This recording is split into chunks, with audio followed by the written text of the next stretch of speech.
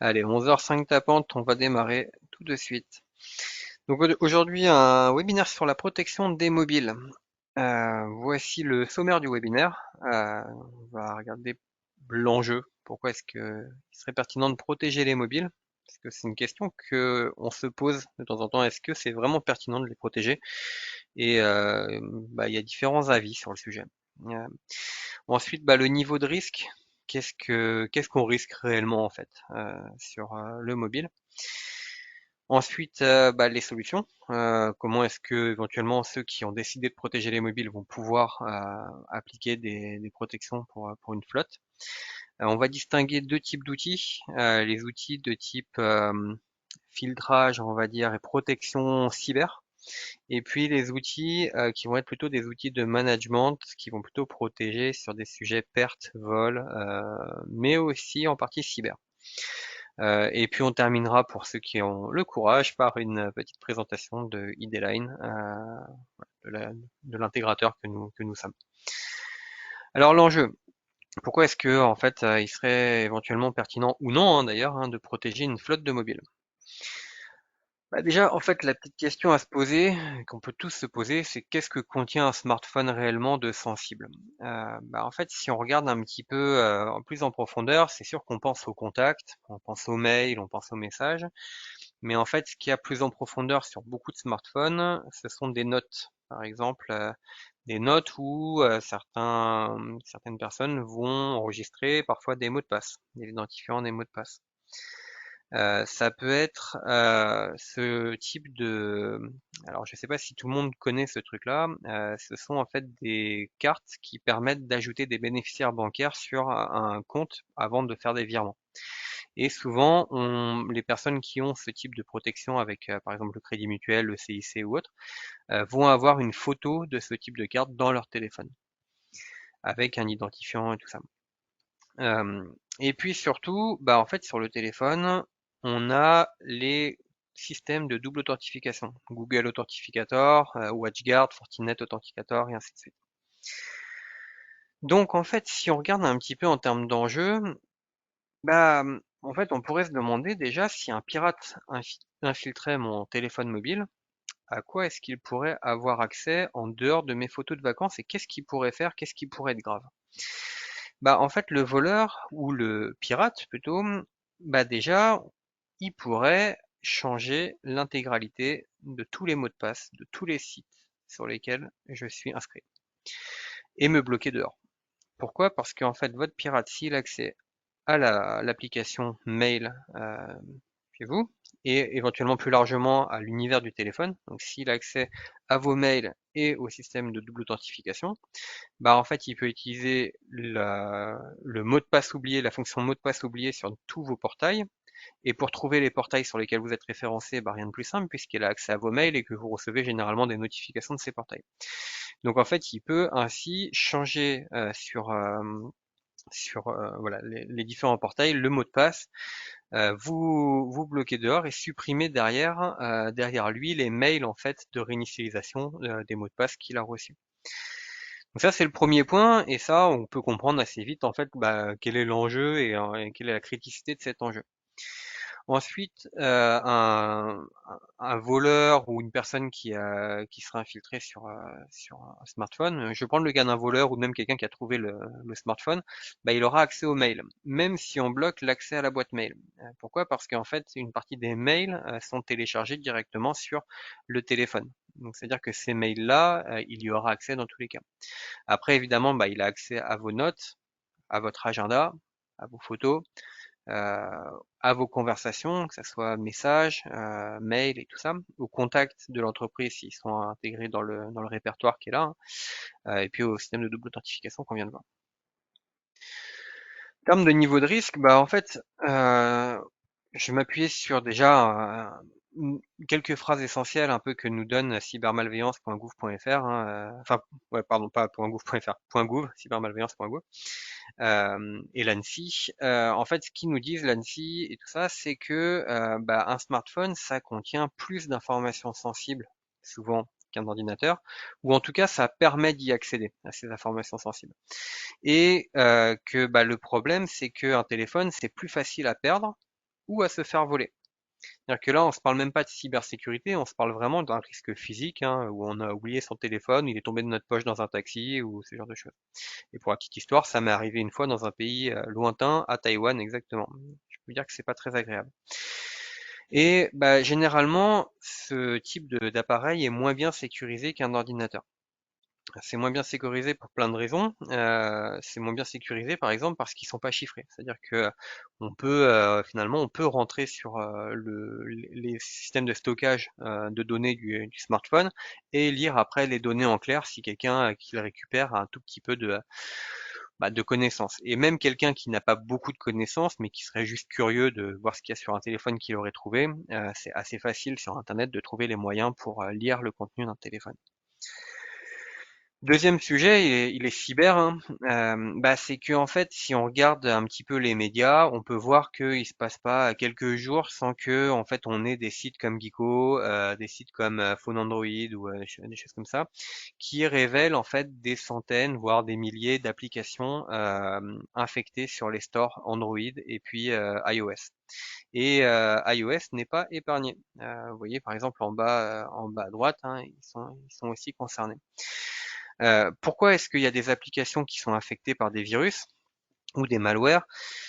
Bah, en fait, c'est pas forcément intentionnel des éditeurs d'applications. Ce qui se passe, c'est que souvent les applications sont développées par des éditeurs et ces éditeurs vont exploiter des SDK, des Software Development Kits ou en fait, c'est des kits de développement d'applications.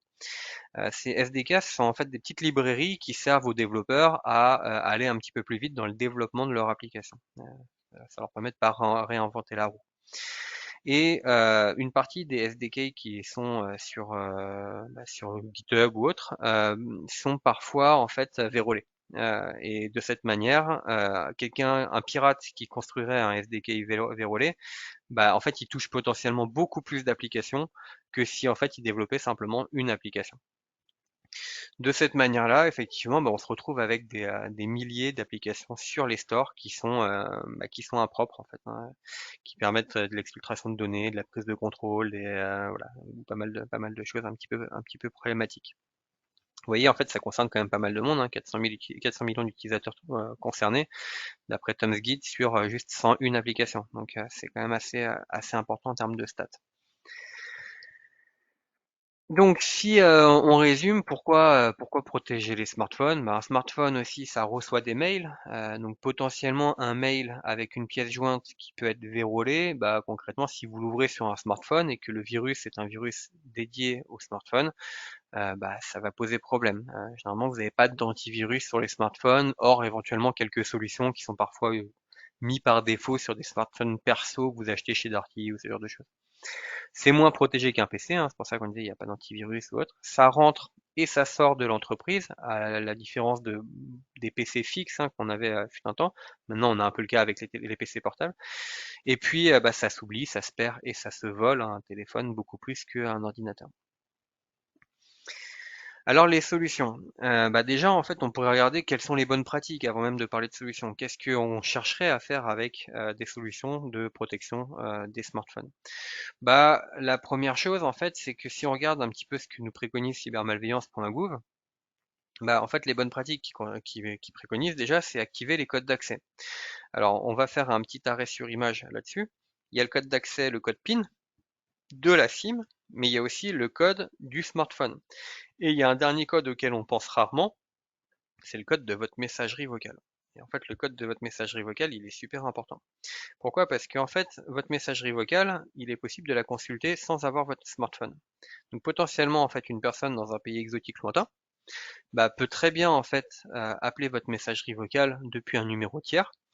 Du coup, bah, si votre code c'est 000 comme le code par défaut de quasiment tout le monde, et je suis sûr que dans les personnes qui regardent ce webinaire, certains d'entre vous sont concernés, et ben en fait on va pouvoir accéder à la messagerie et faire un certain nombre de choses.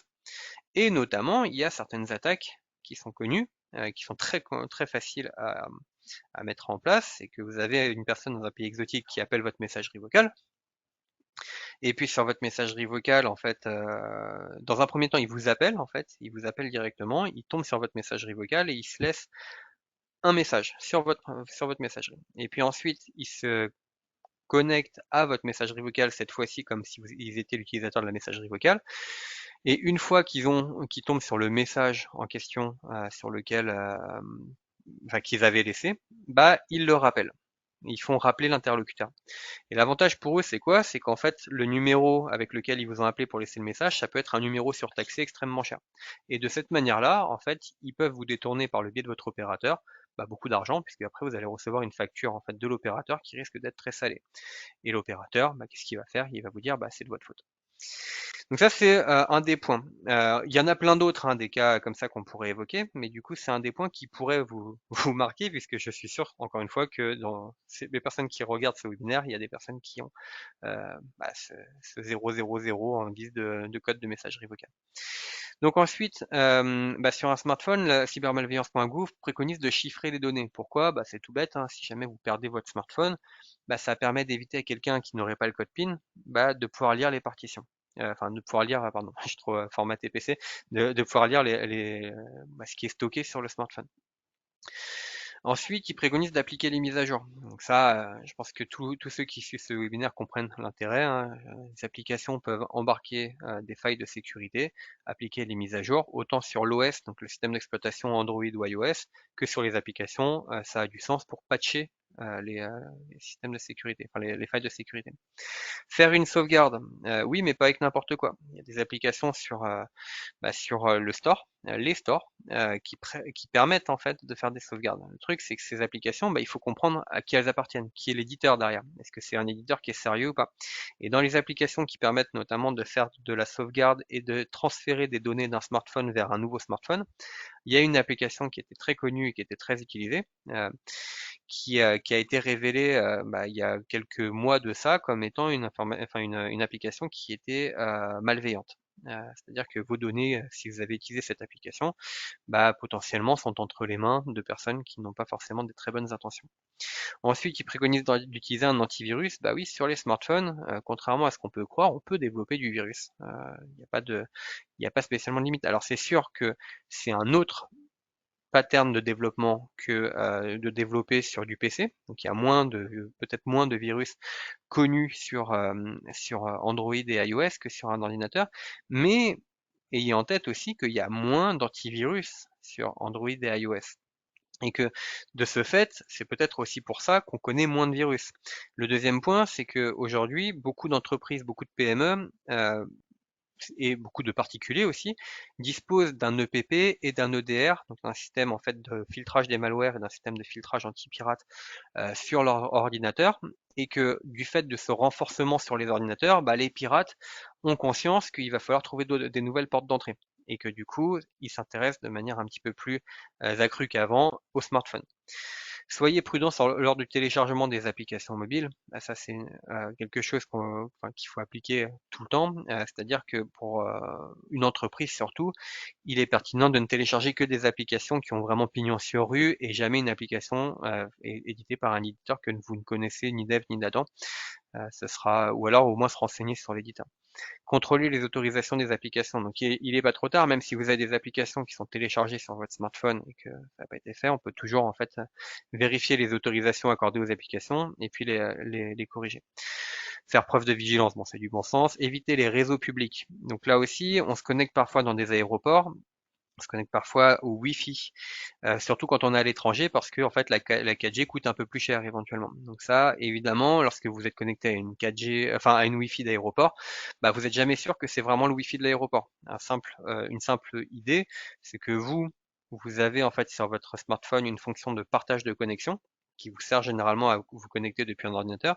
Bah, en fait, il vous suffirait en quelque sorte de renommer votre partage de connexion au lieu qu'il ait le nom de votre téléphone, de le renommer Wi-Fi public à aéroport pour que potentiellement bah, vous ayez des gens qui viennent essayer de se connecter sur votre smartphone. Et de cette manière-là, vous faites une attaque man in the middle et vous pouvez intercepter de la donnée. Et rappelez-vous que si aujourd'hui 99% du web, c'est-à-dire du surf internet, est HTTPS, c'est-à-dire du flux chiffré, bah en fait vos applications mobiles que vous utilisez ne fonctionnent pas forcément sur le protocole HTTPS. Et potentiellement une partie des données que vous allez exploiter au travers de vos applications mobiles, bah elles sont pas forcément chiffrées. Et que du coup de cette manière-là, une attaque man in the middle permettrait d'exfiltrer de la donnée lors de vos échanges.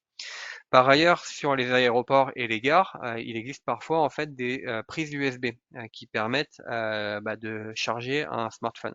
Donc là, il est conseillé, si jamais vous avez vraiment aucun autre moyen de faire, si jamais vous devez charger votre téléphone, de charger votre téléphone, mais en le laissant verrouillé, de ne pas le déverrouiller pendant qu'il est connecté à ce type de prise. Bon, personnellement, j'irais plus loin, je vous dirais en fait de ne carrément pas se brancher dessus, surtout que certains téléphones sont parfois en fait en mode développement. Et en mode développement, on peut faire un certain nombre de choses, y compris quand le smartphone est verrouillé.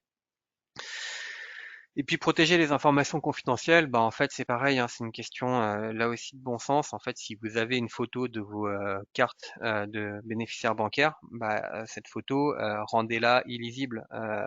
Une manière éventuellement de stocker ce type de photo, c'est peut-être simplement de reproduire en fait le tableau sous Excel et de l'encoder de manière à ce que seul vous, avec une clé de déchiffrage que vous seul avez, puissiez le décoder, y compris de tête. Par exemple, je sais pas, toutes les lettres, vous mettez trois lettres de plus dans l'alphabet. Si c'est un B, vous mettez C, D, E, et puis et vous changez toutes les lettres comme ça. Voilà, ce type de chiffrage en fait qui vous permettent quand même de garder vos infos.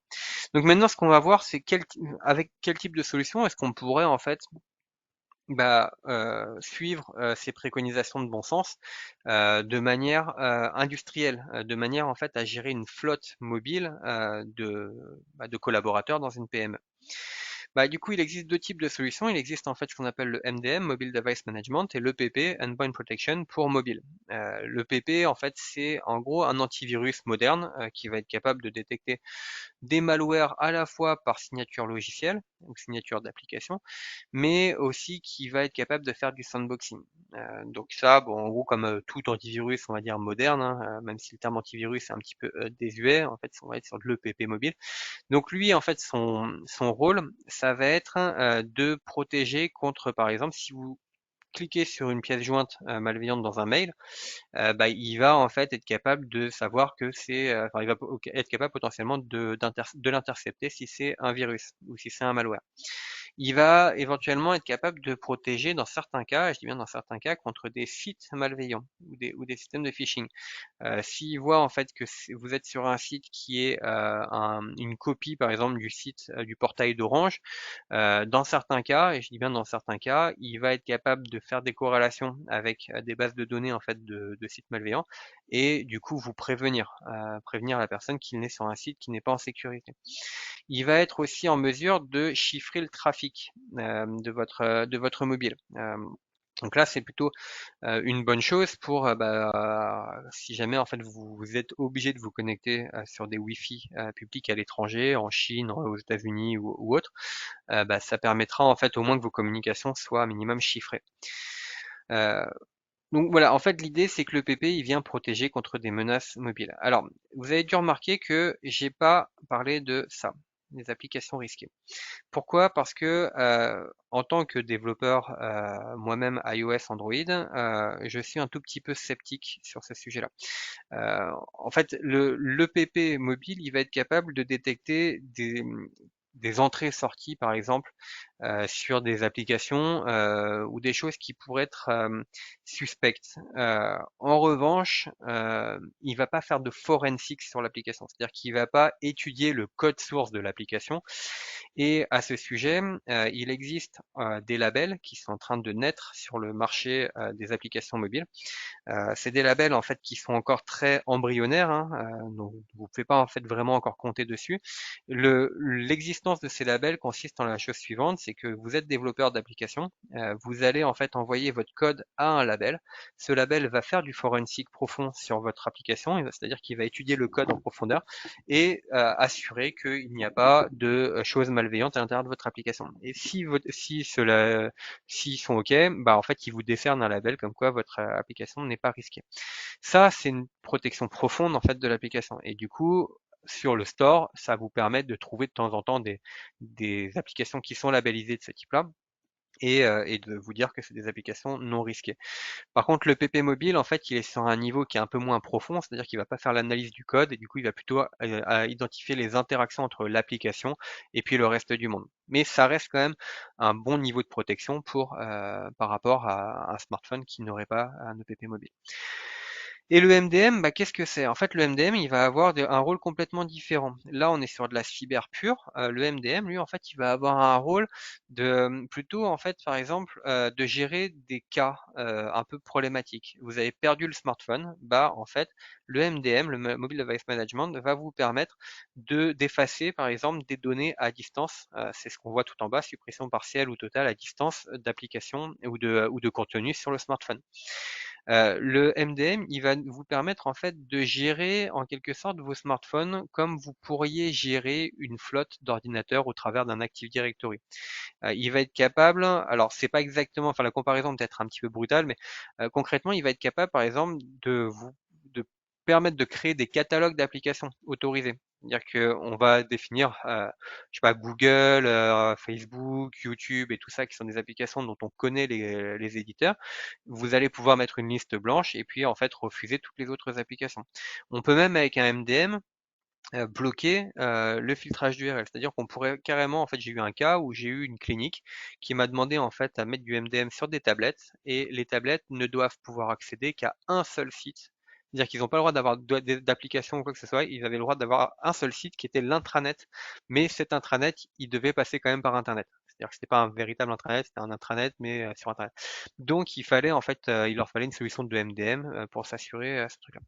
Donc le MDM, en fait, il va fonctionner de la manière suivante. Vous allez avoir des politiques selon des profils. Donc en fait, concrètement, quand vous déployez un MDM, vous allez construire en fait des politiques, des profils en fait d'utilisateurs.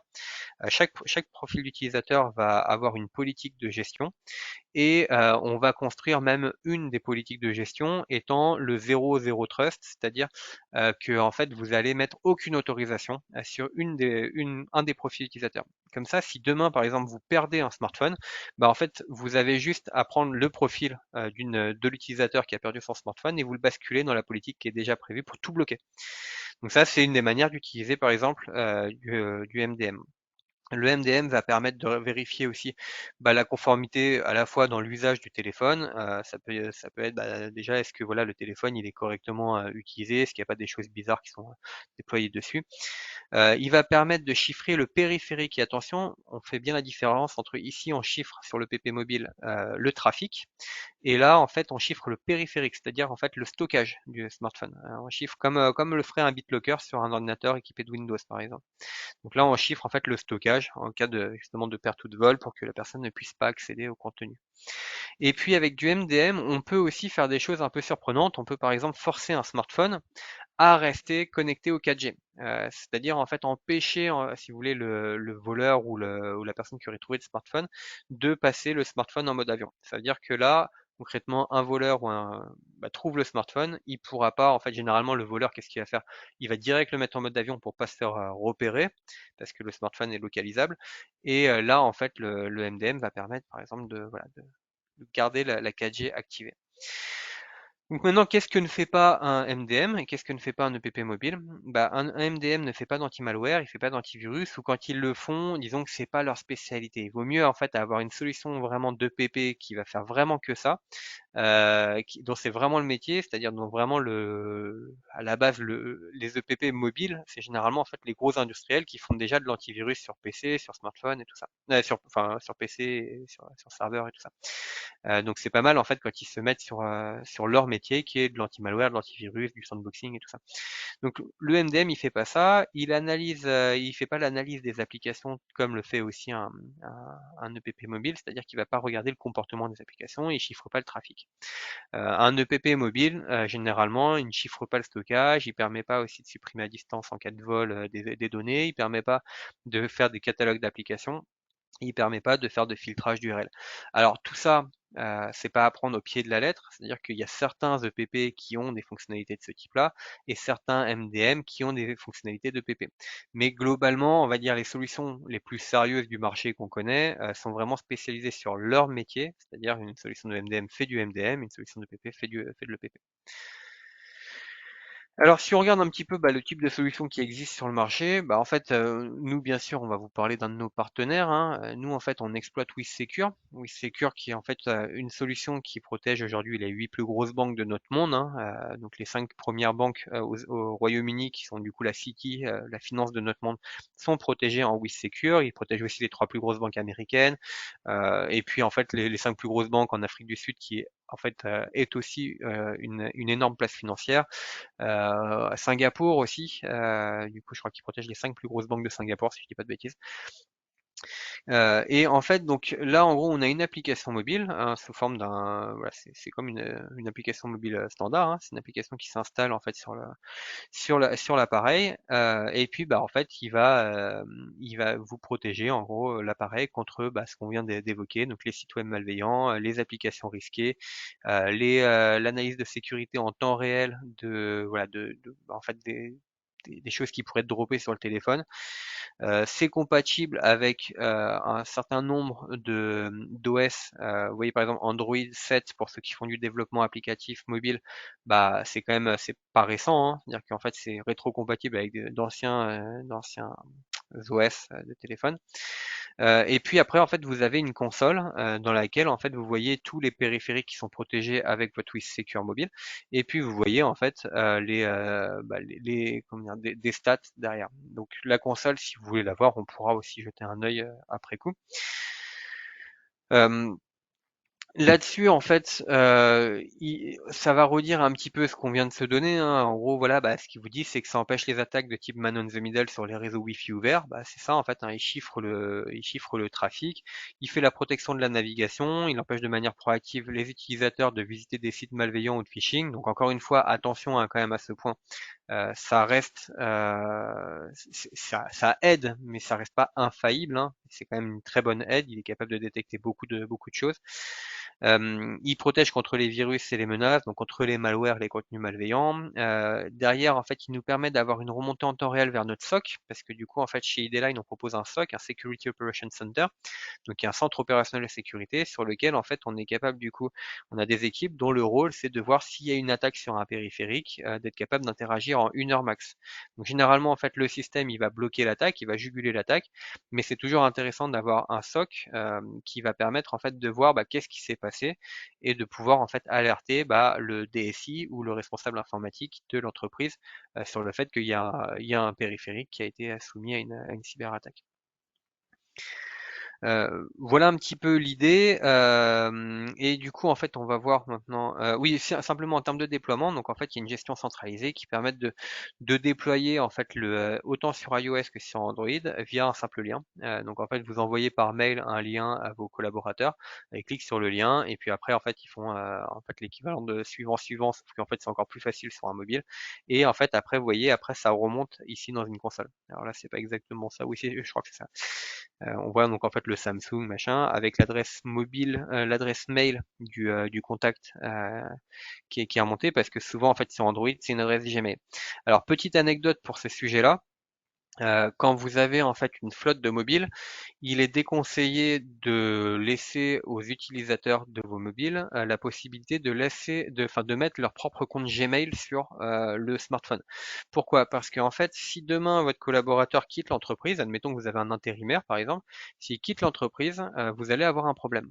Le problème, c'est que si le collaborateur a laissé son compte Gmail, vous ne pourrez absolument pas réinitialiser en fait le téléphone. Vous allez être bloqué avec le téléphone.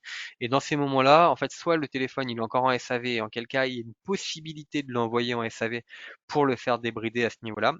Et sinon, l'autre solution, vous n'avez plus qu'à mettre le téléphone à la poubelle. Ensuite, au niveau MDM, alors c'est pas exactement vrai. Il y a une possibilité en fait de faire appel à des prestataires qui peuvent le débloquer, hein, mais c'est extrêmement compliqué, c'est extrêmement ennuyeux. Pour la partie MDM, donc là en fait on est sur un système du coup de pareil avec une gestion centralisée du déploiement. Donc le déploiement, je vais anticiper un tout petit peu le slide d'après. En fait, vous avez un QR code que vous pouvez envoyer à vos collaborateurs. Le MDM en fait ça peut se déployer autant sur iOS que sur Android, mais aussi sur Windows. parce que enfin, dans beaucoup d'entreprises, il y a par exemple des surfaces, des tablettes surface.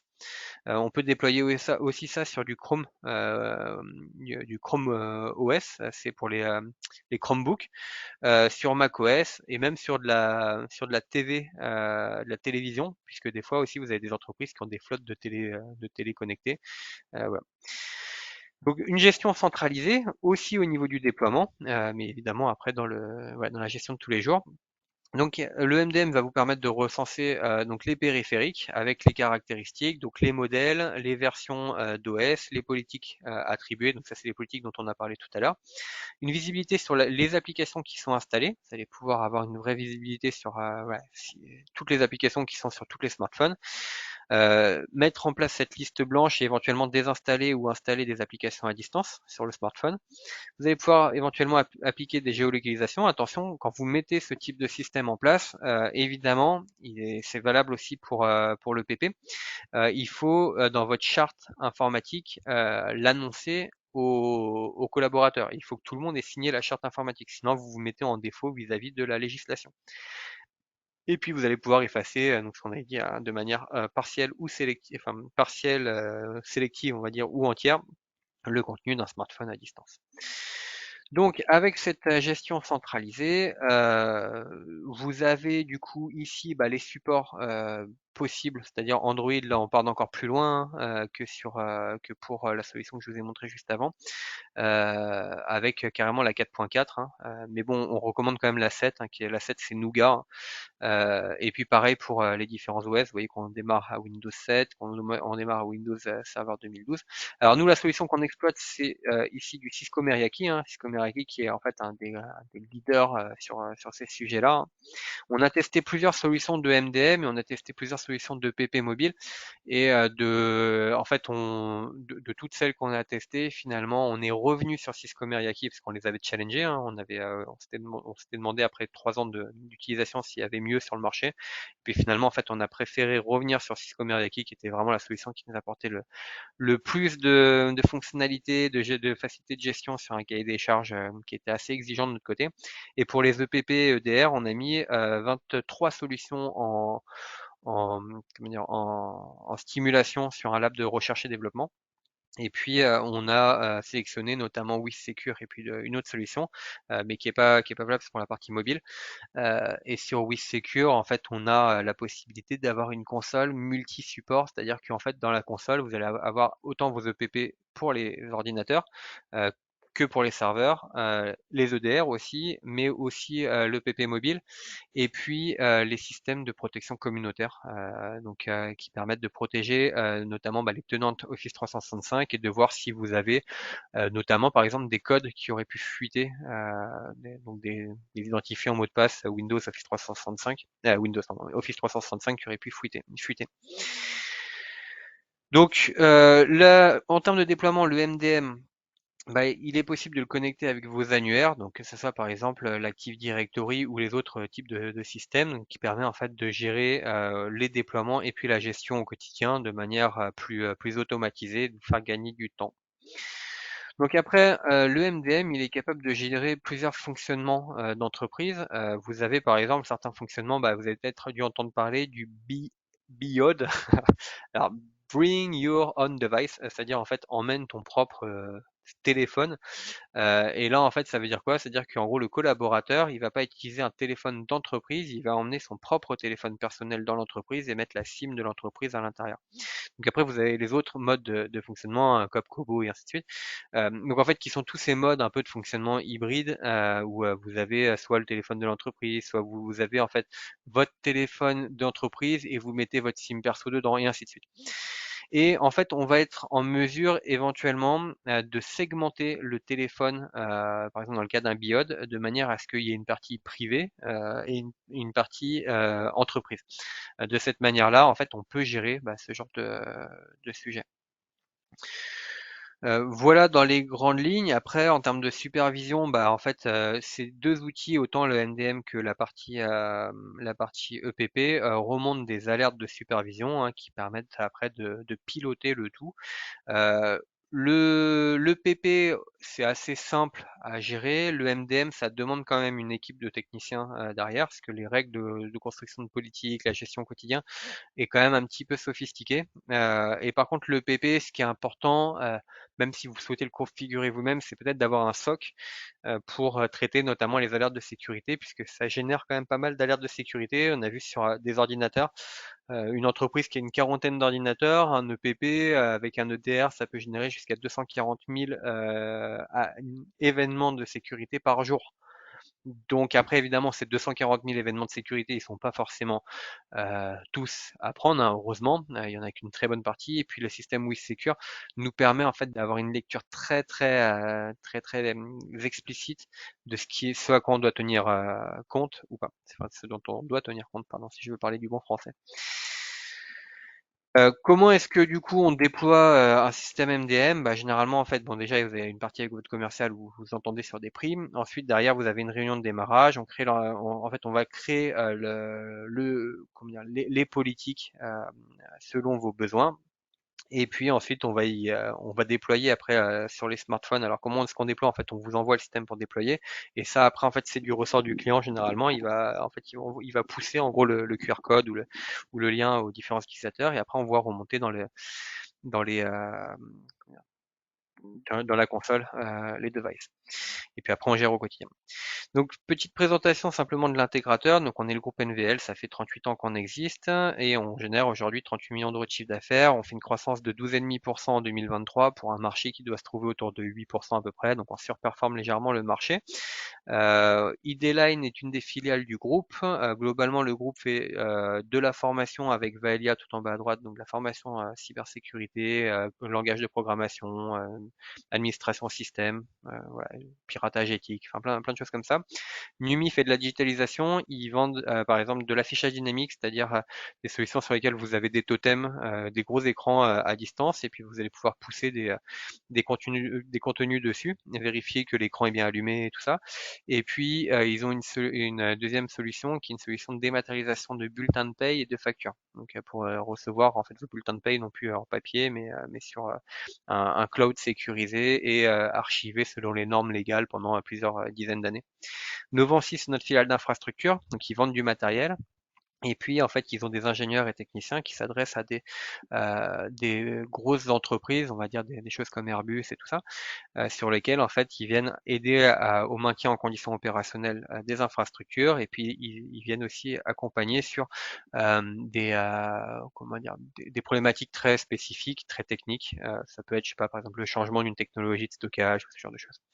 Et puis D-Line, nous en fait on est la filiale en gros de cybersécurité infogérée et hébergeur du groupe. Donc en fait, ID-Line, si on regarde un petit peu ce que c'est, en fait, en quelques mots, nous, on a 3 data centers. On fait sur ces data centers l'hébergement, on héberge en fait des systèmes d'information pour le compte d'entreprise, donc des serveurs pour le compte d'entreprise qu'on met sur des data centers avec un PCA, plan de continuité d'activité, et un PRA avec une GTR, enfin, un plan de reprise d'activité en 2 heures max. On gère plus de 2200 firewalls en infogérance, que ce soit du Fortinet ou du WatchGuard, hein. Fortinet, leader mondial sur la partie firewall. Et on est dans le top 10 en fait des intégrateurs en France et on est premier en Aquitaine. Et puis EPP EDR, donc là en fait on se parle de cyber mais sur des endpoints. Donc là on se parle de finalement de protection des points de terminaison, donc des PC, des smartphones et tout ça. On en a un peu plus de 7000. Alors ce slide date déjà d'il y a un an, on doit être à pas loin de 10 000 je pense aujourd'hui. Et en fait ces EPP EDR sont du coup sous le surveillance de notre SOC, de notre Security Operations Center, donc notre centre opérationnel de sécurité. Donc Ideline opère depuis 10 ans maintenant, hein. Ça fait 10 ans qu'on fait de l'infogérance cyber. En fait, ça fait 14 ans qu'on existe, ça fait 10 ans qu'on fait de l'infogérance cyber. Aujourd'hui, on porte 14 millions des 38 millions d'euros du groupe. Et puis, on est 70 collaborateurs juste sur la partie Ideline. On a une certification ISO 27001. Et en fait, on a du coup au niveau du groupe, alors petite particularité, on n'est plus Gold Partner, on est mieux que ça sur WithSecure, on est carrément Platinum Partner. Ça, il va falloir que je le change. Et puis, on a le label Expert Cyber qui nous a été décerné par l'ANSSI, l'Agence nationale de sécurité du système d'information. Donc c'est une reconnaissance qui dit qu'on voilà, on fait pas trop mal notre boulot sur la partie cyber. Et d'ailleurs, en fait, le groupe, par le biais de Novancy, est sur le site cybermalveillance.gouv.fr. Et du coup, ID-Line, au niveau des data centers, on est certifié ISO 27001. Donc ISO, ça veut dire quoi? Ça veut dire qu'il y a des audits extérieurs, hein, c'est une certification ISO. Et la 27001, c'est quoi? C'est Information Security Management, donc encadrement de la sécurité des données. Donc c'est l'ISO de la cybersécurité en quelque sorte. Et en fait, on vient se faire, enfin, on est audité sur la qualité des pédigrés, on va dire des profils qui travaillent chez nous, leur niveau de certification, leur niveau de diplôme et tout ça, la qualité de nos infrastructures, la qualité de nos procédures, la traçabilité de nos procédures, s'assurer que du coup on fasse pas n'importe quoi avec vos données et ainsi de suite. Et puis, dernier point aussi, on intervient à différents niveaux, que ça soit par exemple sur le Forum international de la cybersécurité, on est une des voix françaises qui parlent dans les médias de la cybersécurité. On intervient dans le cadre du campus cyber aussi en Gironde, et on est aussi partenaire de confiance de la CCI de Bordeaux, reconnu pour notre expertise cyber et gestion des data. J'espère avoir été clair sur ce webinaire.